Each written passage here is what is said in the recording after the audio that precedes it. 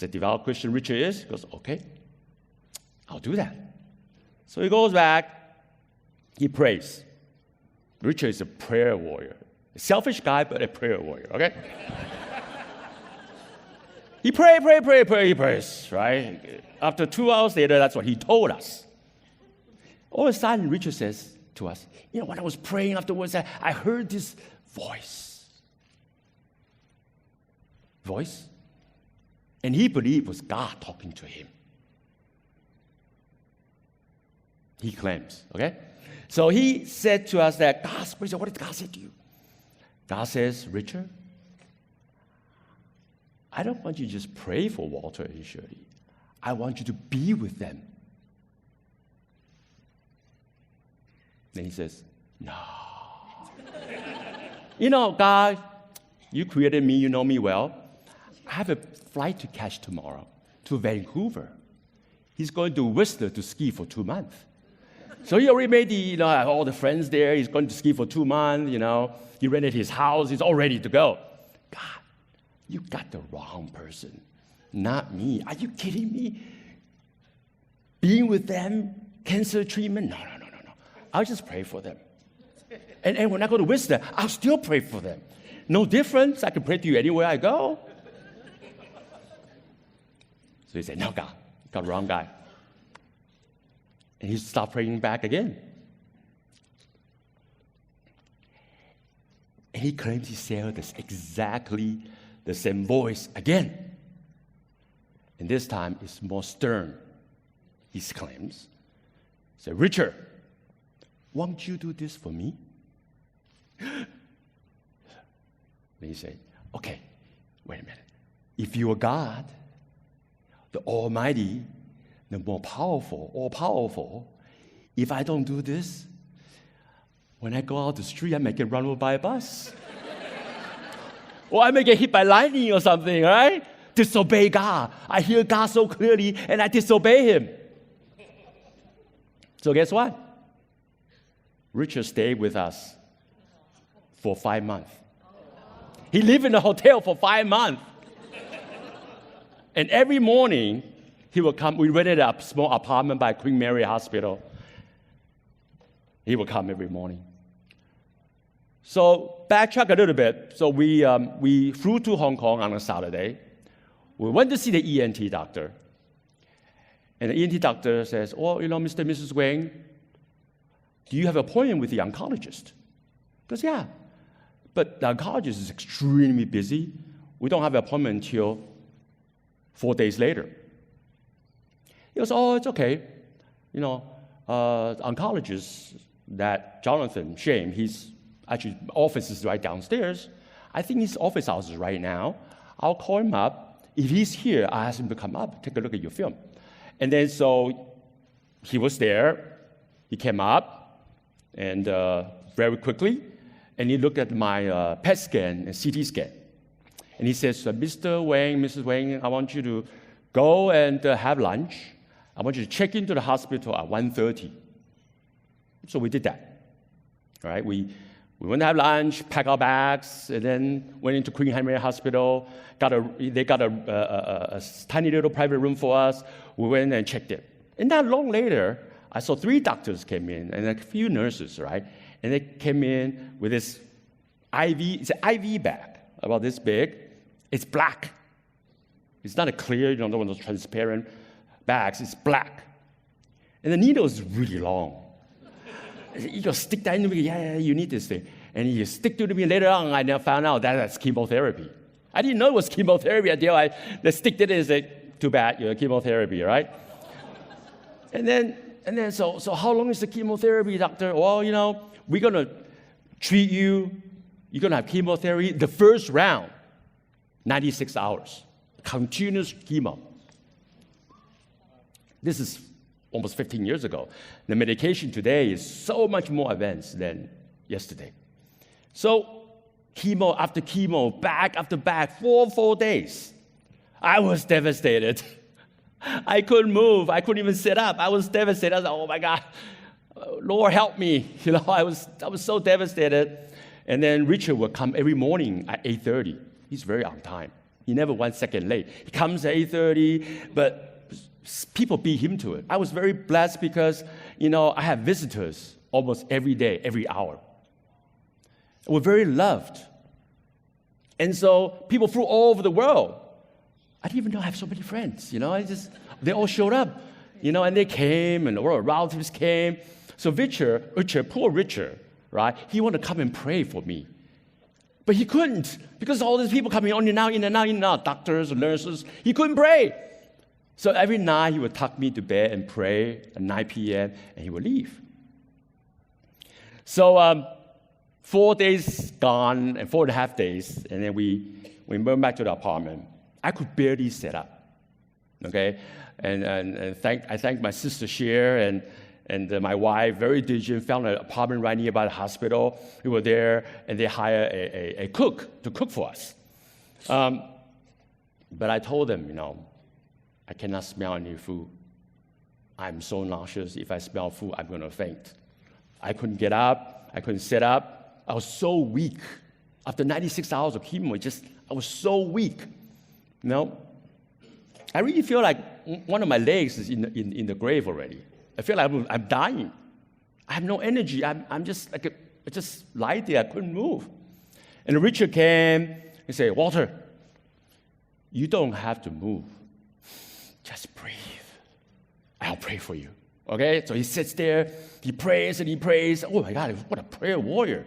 A selfish guy, again, a prayer warrior, right? He just prays and prays and prays and prays. He can pray 4 hours, 5 hours at a time. Wow, right? What is he praying? I don't understand. After really almost like 10 days of praying, I was like, where's God? It's not working, Richard. I don't feel any better, okay? I don't feel any better at all. What is this? And he goes, Walter, you're a Christian, right? You have to believe, have faith. I do believe. But okay, I was a Christian. I'm a Christian. I grew up as a Christian family, but I was really a Sunday Christian. I go to Bible study sometimes. I go to youth group every week because my mother made me go. Okay, I was a Christian. I even did for. We went to a Taiwanese church it was in Hayward, and they moved to Oakland. It was a Taiwanese church, but that time a lot of second, third generation kids, they grew up in the United States. They don't speak English. Chinese. They don't speak Chinese or Taiwanese especially. So I used to translate actually for the pastor every week. Because I bilingual, right? But I was a Sunday Christian. After 10 days of praying, she goes, oh my God, it's not working. Lord, it's not working. Then one day he asked me, he goes, Walter, you know what? There's a really important thing about healing. Richard Tay, right? Don't you think we should know that by now? You should tell us, right? What is the key thing to healing, right? He goes, Walter, one of the key things to healing when I'm praying, I feel this in my spirit, is that forgiveness. I said, what do you mean forgiveness? He goes, well, to be honest with me, are there anybody, when you grew up in your childhood or to now, to today, you just cannot forgive? And I said, Richard, I'm not a liar. I'll be honest. I don't have a whole long list. Okay? But I have 3 people I just cannot forgive. Just cannot. He goes, Walter, if you want healing, receive God's power of healing, you must forgive these 3 people. I said, okay, how do I do that? When you're facing death, you forgive, right? What choices do you have? You want to take the grudge to your grave? No. You want healing, right?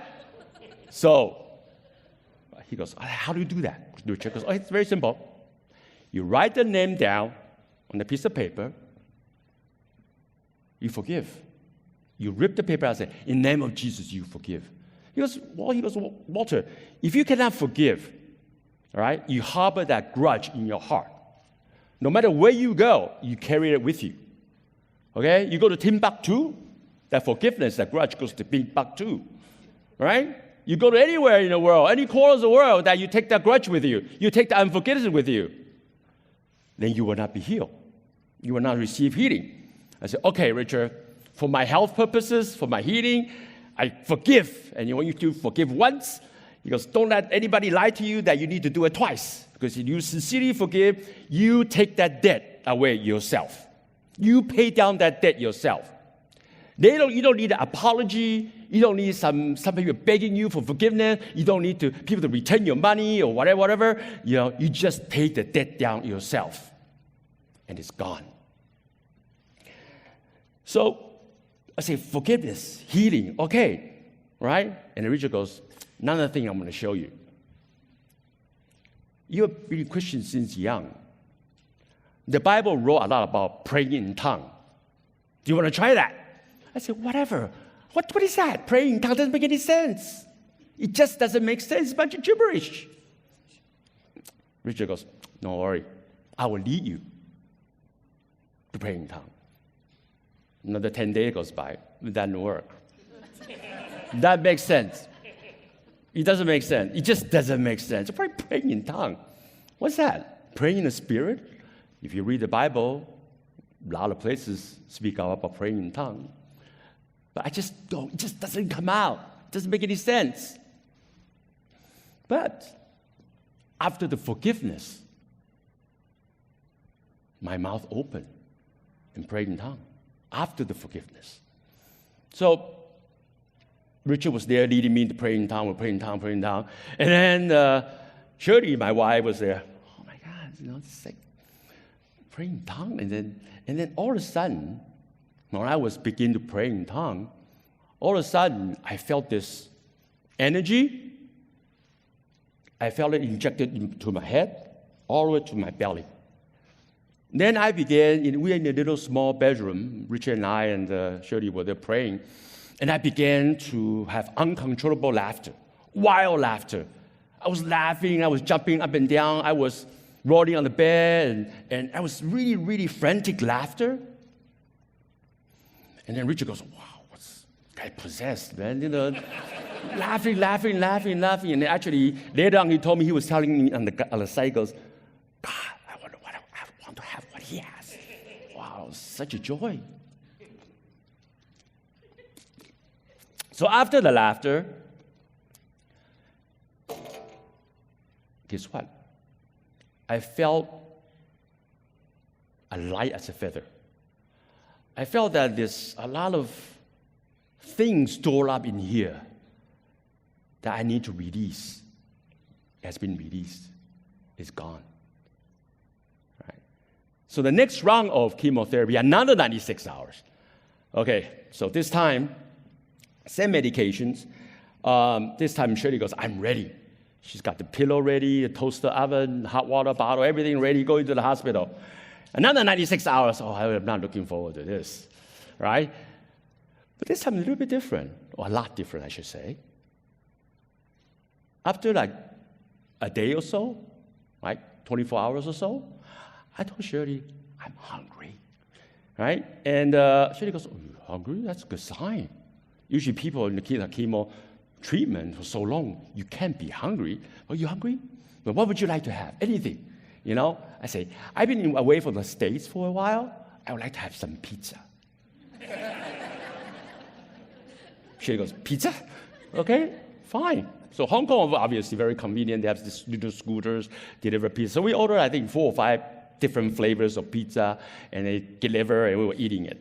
Right? And the doctor came and goes, Mr. Wang, what are you doing? Because eating pizza, would you like to have a piece? He goes, wow, you can digest cheese? Yeah, I already ate 2 pieces. So I was eating pizza, having a party in my hospital bedroom. Next morning, I was so bored out of my mind. I went downstairs with chemo, pushing the chemo in the hand, and walking downstairs to get all the help wanted signs, the bulletin, and there's a 7-Eleven downstairs of Queen Mary Hospital.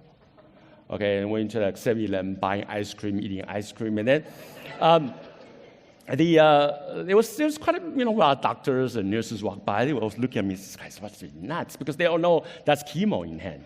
And this guy's walking around. Anyways, so we were help on the sign. We're looking all over the hospital, The doctor said, which patient is, the doctor couldn't find me and tried to find me.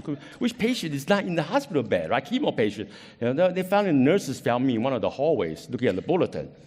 And then they said to me, Mr. Wang, your last testing result came out. It was so good that, the brain, the tumor that spread to the brain skull base all resided, no more. Only the tumor left here. So instead of your next treatment, it's radiation, right? Radiation. So radiation, we were planning to shoot through here too, but only isolated to here. I said, thank God. Originally, right, radiation is going to my head, right? I said, God, thank you, Lord, because, Walter, your son, I'm not so smart anyway, so if you shoot more radiation, destroy more of my brain cell, I become stupider. That's not right? So I didn't have to go through that. So instead of 43 or 44 minutes of radiation, actually went down to 37 minutes. So I think it reduced about 5 minutes to this portion.